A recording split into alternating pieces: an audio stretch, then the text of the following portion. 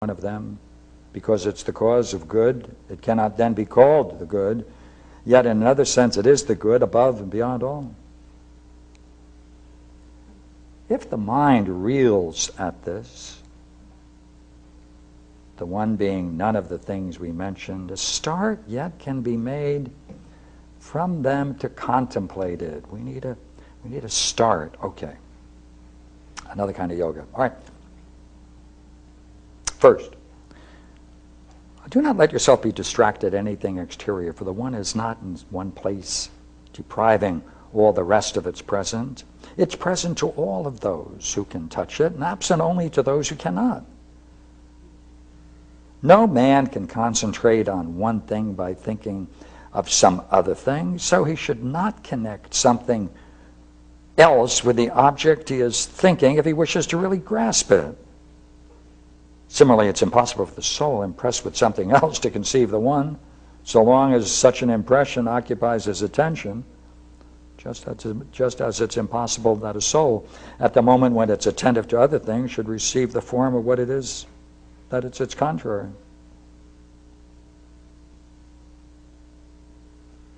Thus, we must be free of all externals.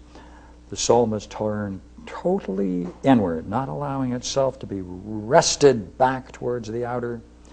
It must simply forget everything. Subjective first, finally the objective. It must not even know that is itself applying itself to contemplation of the one.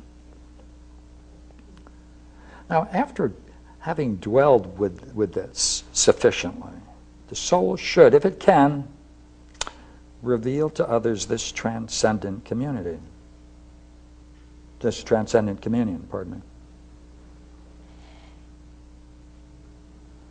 The divinity that's encountered is not outside any being, but on the contrary is present to all things, though they may not know it. They're fugitives from the divine, or rather from themselves. What they turn from, they cannot reach. Themselves lost, they can find no other. But the man who has learned to know himself will at the same time discover whence he comes. Therefore, self-knowledge is essential.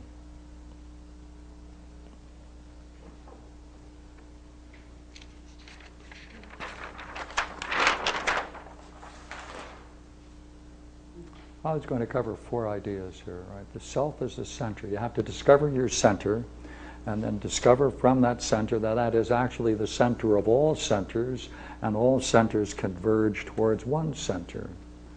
So he's going to talk about the center, this finding one's own center, love, how that is truly living, and then the goal.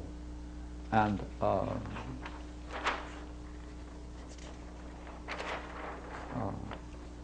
I like looking ahead. Okay, hey.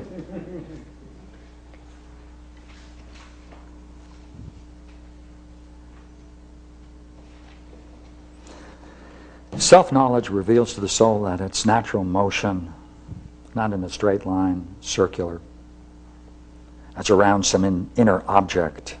It's about a center, the point to which it owes its origin. If the soul knows this, it will move around that center from which it came. It'll cling to it, commune with it, and indeed all souls should, but only divine souls do it. This is the secret of their divinity, for divinity consists in being attached to the center. One who withdraws from it becomes an ordinary man. Is this center of our souls, then, the principle we are seeking? No, we're after the one. But we must look for some other principle upon which all centers converge, and to which only by analogy to the visible circle the word center truly applies. Now, the soul is not a circle. It's not a geometrical figure. Our meaning is that in the soul and around about it, it exists the primordial nature. That primordial nature is that from which it derives existence.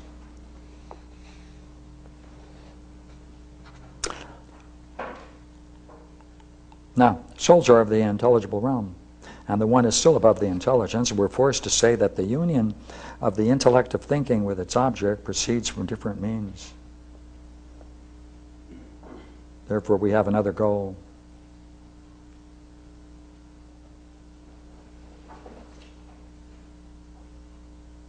I'm going to take a side step for a moment because I like this. What he's saying about knowledge, very interesting. But since the souls are of the intelligible realm and the one is still above the intelligence, we're forced to say that the union of the intellective thinking being with its object proceeds by different means. The intellective thinking being is in the presence of its object by virtue of its similarity and identity. That's it, by similarity and identity. And it's united with its kindred with nothing to separate it from them. What separates bodiless beings from one another is not spatial distance, but their own differences and diversities. When there's no difference between them, they're mutually present. Now, the one doesn't contain any difference. It's always present. And we're always present to it, whether when we need no longer to contain difference. As the one does not contain any difference, it's always present, and we're always present to it. When? When we no longer contain difference. The one doesn't aspire to us or move around us, we aspire and move around it. Actually, we move always around it, but we don't know how to look. We're like a chorus grouped about a conductor who allow their attention to be distracted by the audience. If, however, they were to turn towards the conductor, they would sing as they should and would really be with him. We are always around the one. If we were not, we would dissolve and cease to exist, yet our gaze does not remain fixed upon the one.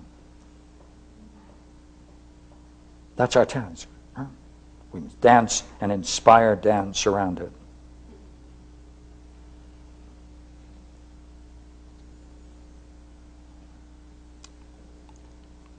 Well, goes back to the soul for a moment.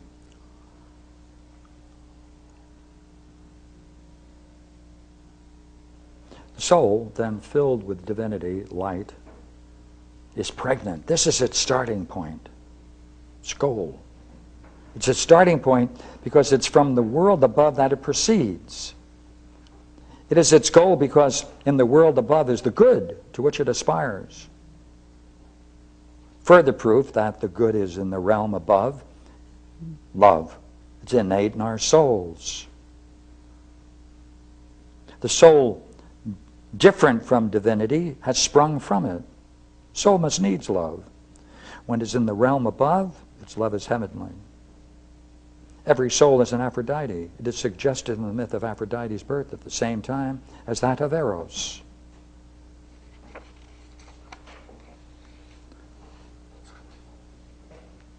Now, love, where does it go? How great then is its bliss?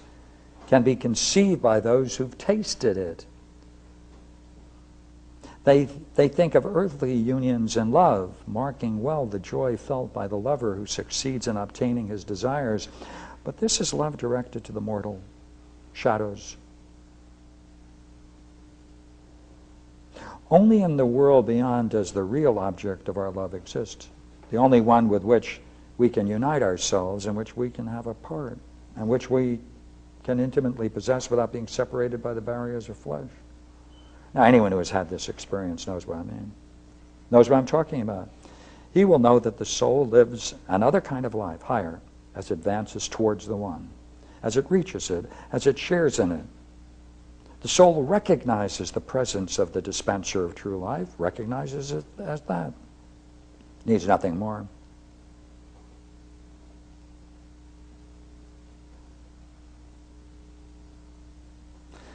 Then, of it and of itself, the soul has all the vision that may be. Now luminous, now filled with intellectual light, become pure light, subtle, weightless. It's become divine. It's part of the eternal that is beyond becoming. It's like a flame.